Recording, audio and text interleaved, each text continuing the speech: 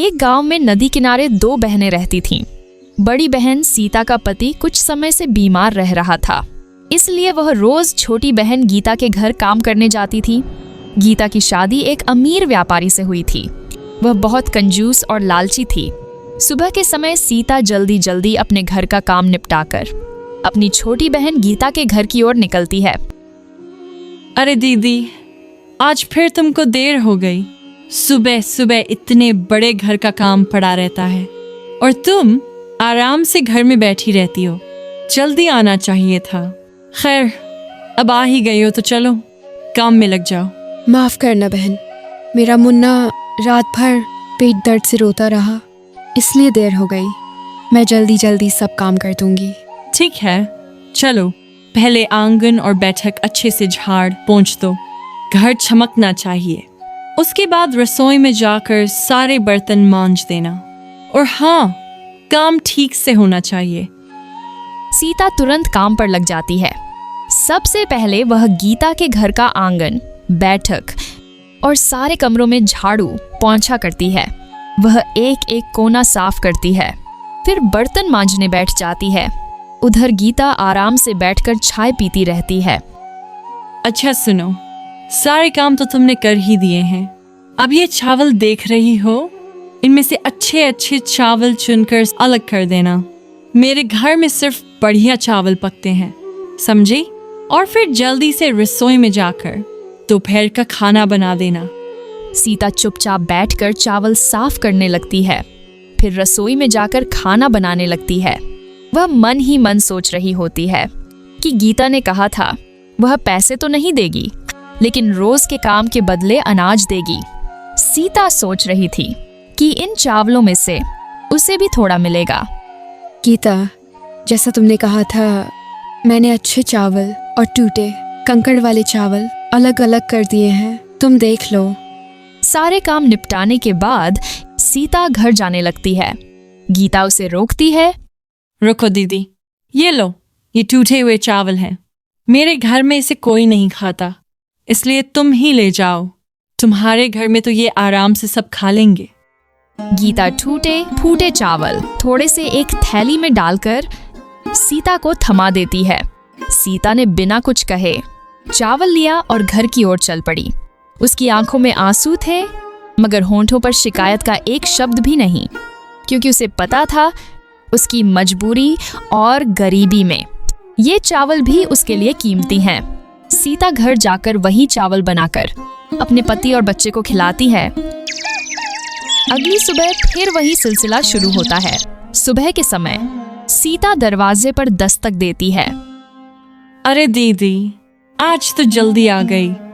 अच्छा हुआ। सुनो, आज मुझे मछली खाने का बहुत मन है। तुम जल्दी से झाड़ू पोंछा कर लो, बर्तन मांज लो और फिर रसोई में जाकर मछली बना देना। लेकिन हाँ, मसाला अच्छे से पीसना। मछली एकदम स्वादिष्ट होनी चाहिए।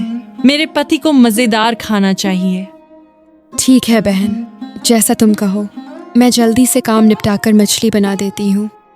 सीता चुपचाप झाड़ू पोंछा करने लगी, फिर बर्तन मांजे और आखिर में बैठकर मछली पकाने लगी। वह आज भी मन ही मन सोच रही थी कि उसके बेटे मुन्ना को यह मछली बहुत पसंद है। सीता मसाले कूटती है, प्याज लहसुन का छौंक लगाती है, फिर मछली तलकर बड़ी मेहनत से ढेर सारी स्वादिष्ट करी बनाती है। पूरा घर महक उठता है। गीता आकर देखती है। वाह, आज तो बहुत अच्छी खुशबू आ रही है। लगता है खाना बहुत बढ़िया बना है। आज तो उन्हें खूब मजा आ जाएगा। तुमने आज बहुत मेहनत कर दी। गीता और उसका पति आराम से बैठकर मछली खाते हैं।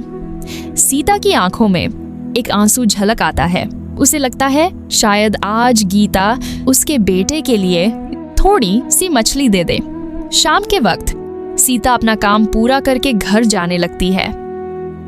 रुको दीदी, आज तुम्हारे लिए भी कुछ है। ये लो, कल रात का बचा हुआ चावल और सब्जी पड़ी थी। तुम ये अपने घर ले जाकर गरम करके खा लेना। सीता ने बिना कोई शिकायत किए बासी चावल और गली हुई सब्जी की थैली उठाई और अपने घर की ओर चल पड़ी। दिन पर दिन ऐसे ही गुजरते गए। सीता हर सुबह गीता के घर काम करने जाती और लौटते वक्त गीता कुछ न कुछ बासी या खराब खाना उसे देकर भेजती। सुनो दीदी, कल तुम जरा सुबह जल्दी आ जाना। मेरे पति को व्यापार में बहुत बड़ा लाभ हुआ है, इसलिए कल हमारे घर पूजा का बड़ा आयोजन होगा। बहुत सारे मेहमान आएंगे, ढेर सारी मिठाइयाँ और पकवान बनने हैं। समझी ना? मुझे तुम्हारी पूरी मदद चाहिए। ठीक है बहन, जैसे तुम कहो मैं कल सुबह जल्दी आ जाऊंगी। जो भी काम होगा पूरी मेहनत से करूंगी। अगली सुबह सीता जल्दी उठकर अपने घर का सारा काम निपटा कर जा रही थी। अचानक उसका बेटा घर के बाहर आ गया। माँ, आज तुम इतनी सुबह सुबह कहाँ जा रही हो? मौसी के घर तो तुम 8 बजे जाती हो, तो अभी कहाँ जा रही हो? और घर के सारे काम भी जल्दी खत्म कर दिए। क्या बात है माँ? बेटा, आज तेरी मौसी के घर बहुत बड़ा आयोजन हो रहा है। तेरे मौसा को व्यापार में बहुत लाभ हुआ है, इसीलिए वहाँ पूजा रखी गई है। बहुत सारे मेहमान आएंगे और ढेर सारी मिठाइयाँ पकवान बनेंगे, इसलिए मुझे आज जल्दी जाना पड़ रहा है। माँ, बहुत सारे लोग आ रहे हैं, तो मौसी ने मुझे भी तो बुलाया होगा ना? तुम मुझे लेकर क्यों नहीं जा रही हो? अरे बेटा, तेरे पिताजी की तबीयत ठीक नहीं है। अगर तू मेरे साथ चल जाएगा तो वो घर पर अकेले हो जाएंगे। ठीक है माँ, आज मौसी के घर मिठाइयाँ बन रही होंगी, वो हमारे लिए भी देगी ना? तुम लेकर आना माँ, मैं इंतजार करूँगा, तुम जल्दी आना। हाँ बेटा, तू अच्छे से रहना, मैं काम करके जल्दी लौट आऊँगी। और सुन, अपने पिताजी का ख्याल रखना। उनकी दवाइयाँ खिड़की के पास रखी हैं, समय से दे देना। सीता अपने बेटे के सामने किसी तरह बहाना बनाकर चली गई। वह सोच रही थी कि उसकी बहन ने सारे गांव को निमंत्रण दिया, पर उसे एक बार भी नहीं बोला कि तुम अपने बेटे को भी साथ लेकर आना। गीता के आंगन में चहल पहल थी। बड़ी बड़ी देगचियां चढ़ चुकी थीं। हलवाई बुलाए गए थे और तरह तरह के पकवानों की खुशबू पूरे घर में फैल रही थी। केसर, बादाम वाली खीर, पूरी, कचौरी, पुलाव और मिठाइयाँ बन रही थीं। मानो पूरा घर स्वाद की खुशबू से महक उठा हो। अरे, तुम आ गई, तो अब जल्दी जल्दी काम निपटाओ। देख नहीं रही हो, हलवाई आ चुके हैं और पकवान बन रहे हैं। मुझे सारे बर्तन साफ चाहिए। वो कोने में जो पत्तल पड़ी हैं, उन्हें भी गिनकर रख दो। आज हमारे घर बहुत मेहमान आने वाले हैं, कोई कमी नहीं रहनी चाहिए। सबसे पहले तुम घर के बाहर झाड़ू लगाओ, फिर जहाँ पूजा होगी वहाँ झाड़ू पोंछा करो, फिर पूरा घर साफ करना। ठीक है? ठीक है बहन, मैं सब कर दूंगी, तुम निश्चिंत रहो। तुम्हें आज शिकायत का कोई मौका नहीं मिलेगा। सीता जल्दी जल्दी सारे काम करने लगी। उसने एक एक कोना साफ किया। धीरे धीरे पूजा का समय भी आ पहुंचा। माया सजी धजी अपने पति के साथ पूजा के स्थान पर आ बैठी। उसके चेहरे पर शांति थी और सिर पर गहनों की चमक। गांव के सबसे बड़े पुजारी को बुलाया गया था। पूरे विधि विधान के साथ पूजा हो रही थी। सारे मेहमान भी वहीं बैठे थे। कुछ देर बाद पूजा समाप्त हुई। मेहमानों को बैठाकर पत्तलों में भोजन परोसा गया। सारा गांव गीता के घर में स्वादिष्ट भोजन का आनंद ले रहे थे। खीर की खुशबू, मिठाइयों का स्वाद और पकवानों की रौनक चारों ओर छा गई। हर कोई खाने की तारीफ कर रहा था। सबको भोजन बहुत पसंद आया। धीरे धीरे मेहमान खाना खाकर अपने अपने घर चले गए। घर में अब शांति छा चुकी थी, लेकिन अभी भी बहुत सारे पकवान और मिठाइयाँ बची हुई थीं। अरे दीदी, आज तो भगवान की कृपा से बहुत बड़ा आयोजन हो गया। इतना सब पकवान बना, इतने मेहमान आए, पर देखो, ये देखो, कितनी सारी मिठाइयाँ और पकवान अभी भी बच गए हैं। तुम ऐसा करो, इन सबको उठाकर रसोई में अच्छे से रख दो, और जो मिठाई के बर्तन में नीचे मिठाई का चूरा और शक्कर की परत है, उसे निकालकर अलग कर देना। सीता सिर झुकाकर बिना थके, बिना कुछ कहे सारी मिठाइयाँ, पकवान और बचे हुए व्यंजन रसोई में ले जाकर जमाने लगी। गीता अपने कमरे में एक पोटली लिए खड़ी थी। उसने सीता को अपने कमरे में बुलाया। लो दीदी, ये तुम्हारे लिए है। बड़े बड़े बर्तनों में मिठाई के जो टूटे फूटे टुकड़े बचे थे और जो चीनी के चिपके हुए टुकड़े किनारों पर लगे थे, ये सब तू ले जा। तेरे घर बेटे को खिला देना, क्योंकि मेरे घर तो ये सब कोई खाता नहीं है। सीता चुपचाप मिठाई के टुकड़े लेकर अपने घर की ओर निकल गई। उसने एक शब्द भी नहीं कहा। आज वह जान गई थी कि उसकी बहन के अंदर इंसानियत नाम की चीज ही नहीं है। ठोकरें खाती सीता जब जंगल के रास्ते से गुजर रही थी, तभी उसकी नजर उस पुराने मंदिर पर पड़ी।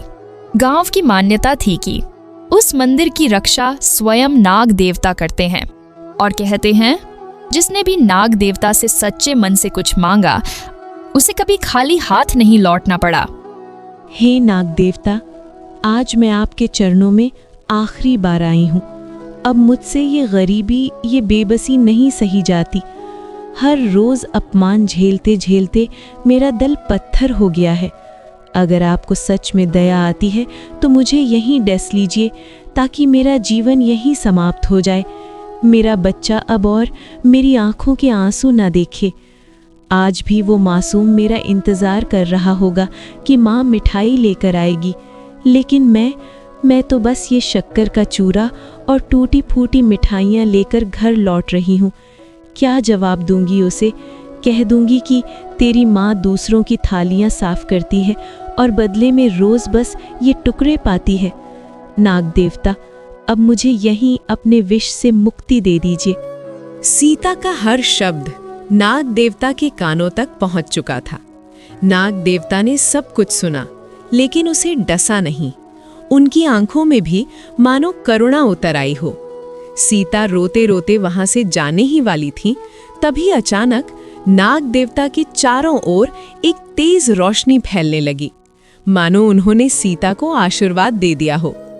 सीता जैसे ही अपने घर के बाहर पहुंची, उसका बेटा दरवाजे पर बैठा उसका इंतजार कर रहा था। उसकी आंखों में चमक थी और चेहरे पर मासूम सी उम्मीद। माँ, तुम आ गई?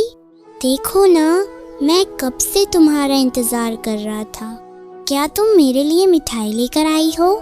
माँ, जल्दी से पोटली खोलो ना, मुझे आज मिठाई और पकवान खाने हैं। सीता कांपते हाथों से पोटली खोलती है और तभी एक चमत्कार घटता है। उस पोटली में ढेर सारी रंग बिरंगी मिठाइयाँ, लड्डू, जलेबी, पेड़ा, कचौड़ी और स्वादिष्ट पकवान नजर आते हैं। उसका बेटा खुशी से उछल पड़ता है और मिठाइयाँ खाने लगता है। हे भगवान, ये कैसे संभव हुआ? मैं तो सिर्फ चूरा और शक्कर लेकर आई थी। ये मिठाइयाँ, ये पकवान, ये सब कहाँ से आ गए? सचमुच वो क्षण किसी चमत्कार से कम नहीं था। सीता ये समझ ही नहीं पा रही थी कि ये सब कैसे हुआ। सीता धीरे धीरे घर के अंदर जाती है और वहाँ का दृश्य देखकर उसकी आंखें फटी की फटी रह जाती हैं। उसका घर सोने चांदी से भरा हुआ था। इतना ही नहीं, उसका बीमार पति जो महीनों से बिस्तर पर पड़ा था, अचानक खड़ा हो जाता है। उसके चेहरे पर तेज और शरीर में नई ऊर्जा थी। हे भगवान, ये कैसा प्रकाश है? ये सारा घर सोने, चांदी और हीरे जवाहरात से कैसे भर गया? और आप ठीक हो गए? आप अपने पैरों पर खड़े हैं। ये कैसा चमत्कार है? अरे सीता, ये क्या हो गया? मैं तो बिस्तर से उठ भी नहीं पाता था और आज मुझे बिल्कुल अच्छा लग रहा है। और इतना सोना हमारे घर में कहाँ से आ गया? उसका बेटा भी मासूमियत से सीता से सवाल पर सवाल पूछता है। फिर सीता अपने बेटे और पति को सारी बातें बताती है। ये सब नाग देवता की कृपा है। मैं तो गीता के घर से सिर्फ शक्कर और चूरा लेकर निकली थी। रास्ते में मंदिर में रुक गई और नाग देवता से अपनी सारी पीड़ा कह दी। मैंने प्रार्थना की थी कि मुझे जीवन का बोझ अब और न उठाना पड़े, इसीलिए मैंने कहा था कि मुझे यहीं डस लो। पर नाग देवता ने मुझे मारा नहीं, उन्होंने मेरी पुकार सुन ली और देखो, उनकी कृपा से आज हमारा जीवन ही बदल गया। उस दिन से सब कुछ बदल गया। वो गरीब और लाचार परिवार जिसने केवल आंसू और भूख जानी थी, आज उसका जीवन खुशियों से भर गया था। अगले ही दिन सीता और उसका परिवार गांव में बने एक नए, सुंदर और आलीशान घर को खरीदकर उसमें रहने चले गए। 3 दिन बीत चुके थे। सीता अब अपने नए सुंदर और विशाल घर में सुख और चैन से रह रही थी। उसके चेहरे पर अब चिंता नहीं, बल्कि संतोष और खुशियों की चमक थी। उसके पति की तबीयत अब पूरी तरह ठीक हो गई थी, इसलिए वो फिर से अपनी खेतीबाड़ी संभालने लगा। उधर गीता अपने घर में बैठी सोच में डूबी हुई थी। आखिर सीता काम पर क्यों नहीं आ रही है? अरे 3 दिन हो गए, फिर सीता अभी तक काम पर क्यों नहीं आई? ना सफाई करने, ना बर्तन धोने, ना ही रसोई में हाथ बंटाने। कहीं बीमार तो नहीं पड़ गई, या फिर कोई और बात है? इतना सोचकर गीता ने अपने नौकर को आवाज दी। अरे सुनो, तुम अभी इसी वक्त जाकर देखो कि मेरी बड़ी बहन कहाँ है। वो काम पर नहीं आ रही है। जाकर पता लगाओ कि वो क्या कर रही है। गीता का नौकर जी हुजूरी करता हुआ फौरन सीता के घर की ओर चल पड़ा। जब वो वहां पहुंचा और घर की चौखट पर कदम रखा तो उसकी आंखें फटी की फटी रह गईं। उसने देखा कि उन्होंने नया घर खरीद लिया है। उसका पति ठीक हो गया था और वो खेत की ओर जा रहा था। नौकर ने चुपके से घर में झांक कर देखा। सीता इतने बड़े घर में आराम से अपने बेटे के साथ प्रसन्न मुद्रा में बैठी थी। हर तरफ सुख समृद्धि का सागर बह रहा था। हे भगवान, ये मैं क्या देख रहा हूँ? कुछ दिन पहले तक तो इनका घर जर्जर हालत में था और अब तो मानो ये किसी राजा महाराजा के महल में रह रहे हों। नौकर भागता हुआ माया के पास पहुंचा और हांफते हांफते सारी कहानी सुनाई। मालकिन, ये तो चमत्कार हो गया है। आपकी बड़ी बहन अब बहुत अमीर हो गई है। उनका घर सोने चांदी से भरा पड़ा है। उनके पति की बीमारी भी ठीक हो गई है और तो और उनके बेटे के हाथ में नई नई मिठाइयाँ और पकवान थे। लगता है जैसे उनकी किस्मत रातों रात बदल गई हो। क्या ये कैसे हो गया? जब मैंने उसे भेजा था तो सिर्फ बचे खुचे मिठाई के टुकड़े और बर्तन में चिपकी शक्कर ही दी थी। फिर ये सब मिठाई, वैभव और दौलत कहाँ से आ गई? वो नौकरानी अचानक इतनी अमीर कैसे हो गई? ये रहस्य तो मुझे जानना ही होगा। उस शाम जब गीता का पति काम से लौटकर घर आया तो गीता ने उसे सारी बातें बताईं। सुनते हो जी, आपको पता है मेरी बड़ी बहन सीता अचानक अमीर हो गई है। उसका टूटा फूटा घर अब महल बन गया है। उसके पति की बीमारी भी छू मंतर हो गई। मुझे तो समझ ही नहीं आ रहा कि आखिर रातों रात ऐसा चमत्कार हुआ कैसे। अरे वाह, ये तो बहुत अच्छी बात है। तुम्हारी बहन ने बहुत तकलीफें सही हैं। तुम जाकर उसी से पूछ लो आखिर ये सब कैसे हुआ। गीता ने ठान लिया कि अब वो इस रहस्य से पर्दा उठाकर ही दम लेगी। वो उसी समय जल्दी से तैयार हुई और सीता के घर की ओर निकल पड़ी। वहां पहुंचकर जब उसने महल जैसा घर देखा तो उसकी आंखें फटी की फटी रह गईं। उसके मन में जलन और हैरानी दोनों एक साथ उमड़ पड़े। फिर वो घर के अंदर गई। अरे बहन, तू काम पर नहीं आ रही थी, इसलिए मुझे तेरी चिंता हो गई थी, इसलिए मैं तुझसे मिलने आ गई। पर ये सब कैसे हुआ? तू इतनी अमीर कैसे बन गई? जरा मुझे भी तो बता, आखिर ऐसा क्या हुआ कि तू रातों रात अमीर बन गई? गीता, तू रोज जो मुझे बचे खुचे बासी चावल और सब्जी देती थी और उस दिन तूने मुझे मिठाई का चूरा और शक्कर दी थी ना, मैं वही सब लेकर घर लौट रही थी। तभी रास्ते में नाग देवता मिले। मैंने उन्हें अपनी सारी दुख तकलीफ बता दी और नाग देवता की कृपा से ये सब बदल गया। गीता को सीता का नया घर देखकर और इतनी समृद्धि देखकर जलन होने लगी। उसका लालच अब और बढ़ गया था। अगले ही दिन माया ने मन ही मन ठान लिया कि उसे अपनी बड़ी बहन से भी ज्यादा अमीर बनना है। उसके भीतर का लालच और जलन उसे चैन से बैठने नहीं दे रहा था। उसने अपने पति से सारी बातें बताईं। सुनो जी, मुझे सब पता चल गया है। दीदी इतनी अमीर कैसे बनी? मैं रोज जो खराब खाना उसे देती थी, उसने नाग देवता को जाकर सब बता दिया। और देखो, नाग देवता ने उसे पल भर में राजमहल जैसा घर दे दिया। हमें भी वैसा ही करना होगा। अरे पगली, हम तो पहले से ही सुखी और अमीर हैं। भगवान ने हमें सब कुछ दिया है। इतना लालच अच्छा नहीं होता। लालच हमेशा इंसान को बर्बाद कर देता है। नहीं, मुझे कुछ नहीं सुनना। वो मुझसे ज्यादा अमीर नहीं हो सकती। जिसकी मेरे सामने कोई औकात नहीं थी, आज वो मुझसे ज्यादा अमीर हो गई। अब मैं भी वही करूंगी जो वो करती थी। पति ने बहुत समझाया, पर गीता पर लालच का भूत सवार हो चुका था। उसी दिन थोड़ी देर बाद दोपहर के समय वो सीता के घर पहुंची और झूठे आंसू बहाने लगी। दीदी, मुझे माफ कर दे, मैंने तेरे साथ बहुत बुरा किया, इसीलिए आज मेरे पति के कारोबार में थोड़ी मुसीबत आ गई है। अब तो घर चलाना भी मुश्किल हो रहा है। मुझे अपने घर पर काम पर रख लो। जैसे मैं तुझसे काम करवाया करती थी, वैसे ही अब मैं कर लूंगी। अरे गीता, तू क्यों चिंता करती है? तू तो मेरी सगी बहन है। तू बस बोल, मैं तेरी पूरी मदद करूंगी। नहीं दीदी, मुझे पैसों की मदद नहीं चाहिए। बस तुम मुझे एक काम पर रख लो और बदले में मुझे खाना दे देना। ठीक है, अगर तेरा मन है तो आ जा, मेरे घर पर काम कर लेना। मुझे तुझसे कोई गिला शिकवा नहीं है। सीता दिल की बहुत साफ थी। उसने अपनी छोटी बहन के झूठ को पहचान लिया था, लेकिन फिर भी उसने कुछ नहीं कहा। उसने गीता को अपने घर काम पर रख लिया।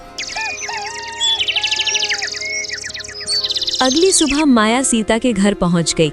मन में बस एक ही ख्वाहिश थी, किसी तरह वही चमत्कार दोहराया जाए और वो कमला से भी ज्यादा अमीर बन जाए। अरे गीता, तू आ गई? आज घर में बहुत काम है, तू सफाई कर ले, मैं रसोई देख लेती हूँ। हाँ हाँ दीदी, मैं सब कर लूंगी, तेरा पूरा घर साफ कर दूंगी। दिन भर काम करने के बाद जब शाम को घर लौटने का समय आया, तब सीता ने गीता के लिए अच्छे अच्छे पकवान और मिठाई एक थैले में लाकर दी। ले गीता, ये ताज़ा गरम गरम खाना और मिठाई अपने साथ ले जा। नहीं दीदी, तू मुझे वही देना जो मैं तुझे दिया करती थी। बासी, बचा खुचा, सूखा सड़ा खाना। मैं तेरा अच्छा खाना नहीं लूंगी। सीता ये सुनकर चौंक गई, लेकिन गीता की जिद इतनी मजबूत थी कि आखिरकार सीता ने मजबूरी में उसे बासी खाना ही दे दिया। गीता खुशी खुशी वो बचा खुचा खाना लेकर अपने घर लौट गई। अगले दिन फिर वही हुआ। गीता सुबह काम पर आई, दिन भर काम किया और जब जाने लगी तो सीता ने फिर से ताज़ी मिठाई और खाना दिया। लेकिन गीता ने फिर मना कर दिया और जबरदस्ती बासी और खराब सब्जियां लेकर चली गई। दिन कटते गए। गीता रोज काम पर आती और जाते वक्त रोज जबरदस्ती बासी खाना लेकर जाती। सीता सोच में पड़ गई थी, आखिर गीता ऐसा क्यों कर रही है? अब तो काफी दिन हो गए दीदी के घर काम करते करते। अब मुझे भी वही करना पड़ेगा जो उसने किया था। मैं आज ही मंदिर जाऊंगी और वहां जाकर नाग देवता से वही बोलूंगी जो दीदी ने कहा था। तब जाकर मैं उससे भी ज्यादा अमीर बनूंगी। बस यही सोचते सोचते गीता के कदम तेज हो गए। उसका दिल लालच से भरा हुआ था। उसे अब ना अपने पति की बात सुनाई दे रही थी, ना ही अपने घर की चिंता। उसके मन में सिर्फ एक ही चाहत थी, दौलत, सोना, रुपया और शानो शौकत। और इसी चाहत में वो मंदिर की ओर गई। वहां पहुंचकर वो नाग देवता के सामने बहुत रोने लगी। हे नाग देवता, मैं बहुत गरीब हूँ। मेरे जीवन में केवल दुख ही दुख है। मैं रोज अपनी बड़ी बहन के घर काम करने जाती हूँ, पर वो मुझे कभी ताज़ा खाना नहीं देती, हमेशा बासी ही थमा देती है। आज भी उसने मुझे वही बासी खाना दिया। हे नाग देवता, मैं अब बहुत दुखी हो चुकी हूँ। आप मुझे यहीं पर डस लीजिए ताकि मैं इस दुखी जीवन से छुटकारा पा सकूं। अचानक मंदिर के भीतर गूंजती हुई एक भारी आवाज सुनाई दी। अरे मूर्ख स्त्री, तू लालच में अंधी हो चुकी है। तेरे दिल में अपनी ही बड़ी बहन के लिए जलन भरी हुई है। मुझे सब पता है। तुझे रोज तेरी बहन ताज़ा और अच्छा खाना देती थी, लेकिन तूने जानबूझकर उससे रोज बासी खाना मांगा। मुझे सब पता है। नहीं नाग देवता, ऐसा नहीं है, मैं सच बोल रही हूँ। झूठ मत बोल गीता। तूने अपनी बहन से ईर्ष्या की, झूठ बोला और अब लालच में आकर मुझसे मौत की भीख मांग रही है। तो ठीक है, तेरी इच्छा मैं पूरी करता हूँ। तू चाहती है कि मैं तुझे डस लूं, तो ठीक है। मुझे माफ कर दीजिए नाग देवता, आप सच कह रहे हैं। मैं लालच में अंधी हो गई थी। मुझे मत काटिए नाग देवता। ठीक है, मैं तुझे नहीं काटूंगा, पर तेरे लालच का फल आज तुझे मिलकर ही रहेगा। मैं तुझे श्राप देता हूं, तेरा आलीशान घर एक झोपड़ी में बदल जाए। तेरे घर का पूरा सोना, चांदी, हीरा, मोती, धन दौलत सब ईंट पत्थर में बदल जाए। तू मेरे सामने गरीब बनकर आई थी ना, अब कुदरत तुझे बताएगी असली गरीबी क्या होती है। गीता भागती भागती रोते हुए अपने घर की ओर गई। उसके मन में हजारों ख्याल आ रहे थे। जैसे ही वो अपने घर के पास पहुंची, उसकी आंखों से आंसू थमने का नाम नहीं ले रहे थे। उसका घर एक झोपड़ी में बदल चुका था। उसने देखा उसके सारे हीरे जेवरात ईंट पत्थर में बदल गए थे। अरे गीता, ये सब कैसे हुआ? हमारा घर झोपड़ी में कैसे बदल गया? मुझे कुछ समझ नहीं आ रहा। बताओ, तुमने क्या किया है? गीता ने रोते रोते अपने पति को सारी बातें बता दी। मैंने कहा था ना गीता, लालच मत करो। आज तुम्हारी लालची सोच के कारण मेरी जीवन भर की मेहनत मिट्टी में मिल गई। तुम्हें पता भी है मैंने कितनी मेहनत की है अपनी जिंदगी में। पता नहीं मैंने कौन सा पाप किया था जो तुम जैसी लालची औरत से मेरी शादी हुई। गीता की लालच की वजह से उसका ऐशो आराम, धन दौलत और पति का प्यार सब छिन गया। इस तरह लालच और जलन में अंधी हुई गीता ने अपने ही हाथों अपनी जिंदगी बर्बाद कर ली।